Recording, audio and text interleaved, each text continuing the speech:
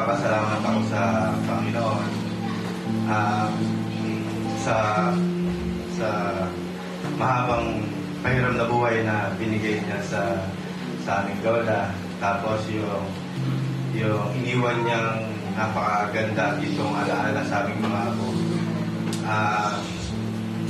Kumbaga walang regret kasi talagang sinulit niya kami ng pagmamahal. Iniwanan niya kami ng magandang alaala. So kung tatanungin niyo po yung mga pinsan ko, mga anak niya, meron silang kanya-kanya silang kwento na talagang yung saya na iniwan ng ina is hindi mabubura. Pero sabi nga po, di ba, ang kamatayan ay hindi katapusan. Ang kamatayan po ay, sabi po sa Bible na ito po ay pagtawid lamang sa buhay na walang hanggan. Naniniwala po ko na tunay na mas maganda ang kalagayan ng ina kaysa sa ating lahat. Dahil alam ko na umuwi siya sa Panginoon at nagpapasalamat din po ako sa aking lola dahil yung respeto at pagmamahal na aral na binigay niya sa amin ay dadalhin namin mga apo niya, mga anak niya. Kaya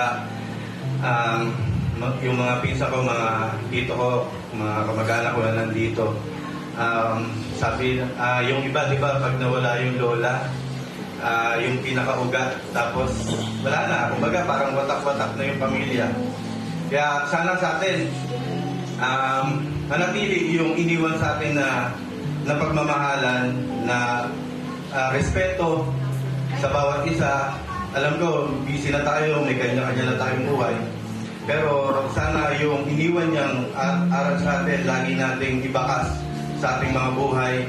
Lahat naman tayo uwi sa Panginoon, pero nawa, lahat ng generation na dadaan pa sa atin is ganun din yung ibigay natin sa kanila. Yung pagmamahal at respeto na tinuro sa atin ng mga nauna sa atin. Kaya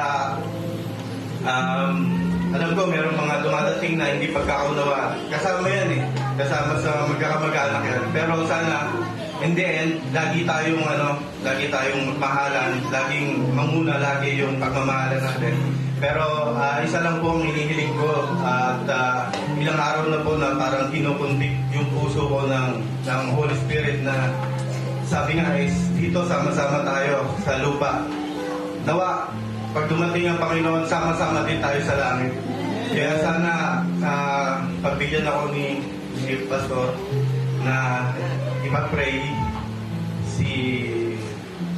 yung mga mag-anak ko na nandito. Kaya gusto ko lang kung okay lang po ba? Okay lang po ba? Tapos may babasahin lang po ako na dalawang verse lang. Grab pa-display ng verse. Sabi nga po, di ba, sa Romans 10:9-10, ito po yung regalo sa atin ng Panginoon. If you declare with your mouth, Jesus is Lord, and believe in your heart that God raised Him from the dead, you will be saved. Then, for it is with your heart that you believe and are justified, and it is with your mouth that you profess your faith and are saved. So sabi, napakadaling maligtas pala. Sabihin mo lang at maniwala ka sa puso mo na ang Panginoon ay siya ang Panginoon. Ang Panginoon ay si Jesus at siya'y namatay at nabuhay muli. I-confess po natin, kumbaga hindi lang po natin paniwalaan, ibigkas po ng ating mga bibig. Kaya po, sinabi ko na nga po kanina kay Ninong, kay Balong, at sana pagbigyan nila ako na ipag-pray ko sila sa harapan. Kaya tinatawagan ko po si Tito Willie sa si Balong, yung pinaka malapit po sa akin. Pag-pray ko lang po kayo sa harapan saglit. Tulungan niyo po ako na i-ano sa akin. Sana si Tito Barney kung papayag sa na kasi po ilang araw na po akong hindi po ako mapakali, hindi ko alam kung bakit, pero sana tulungan niyo ako. Tugon pa rin yung mic ko. Okay lang yan. Meron namang OIS yan. Sige po, tayo po ay pumigit yung po at malalangin. Panginoon namin Diyos, pinapadalangin ko po sa inyo ang mga kapamilya kong ito, Panginoon, at inilalapit, Panginoon. Panginoon, pinagkakatiwala ko po sa inyo ang kanilang mga buhay. Ama, wala po akong kakayahan, Panginoon. Tulungan niyo po ako, Panginoon. Tulungan ako ng iyong banal na Espiritu, Panginoon. Na basagin, Panginoon, anumang humaharang sa kanilang mga puso, Panginoon. At nawa, Lord, tunay po kayong tanggapin, Panginoon. Sabi niyo nga po, Panginoon, sa inyong salita, Panginoon. Kami po, Panginoon, ay inyong iligtas, Panginoon. Kami lang po ay maniwala, Panginoon. Kaya, Lord, ang mga mahal kong ito, Panginoon, ang mga mahal kong dito, ang mahal kong pinsan na ito, Panginoon, ay nilalapit ko po sa inyo, Panginoon. Balutin niyo po sila ng inyong banal na dugo, Panginoon, at protektahan, Panginoon. At sa pagdating niyo, Panginoon, sama-sama kami, Panginoon, na dadako sa inyo at pupunta, Panginoon. Wala pong may iwan, Panginoon. Dinideclare ko yan sa pangalan ni Jesus, Panginoon.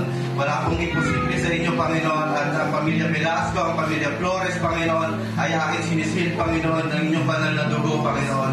At alam ko po, Panginoon, na wala pong imposible sa inyo, Panginoon. Kaya, Lord, nilalapit ko po sila sa inyo, Panginoon. At ngayon po, Panginoon, tulungan niyo po, Panginoon, na kumbik sila, Panginoon, sa ng inyong salita, O God. Sundan niyo lang po. Panginoon naming Diyos, ako si ay ipapasako sa inyong pangalan at kinikilala na kayo ang Panginoon Jesus na muling nabuhay. Kaya kung mula ngayon, ako po ay nagpapasakop ang buong buhay ng aking pamilya. At Lord, isulat niyo po ang aking pangalan sa aklat ng buhay. At nang sa pagdating niyo, Panginoon, kami po ay inyong kasama. Maraming salamat po, Panginoon.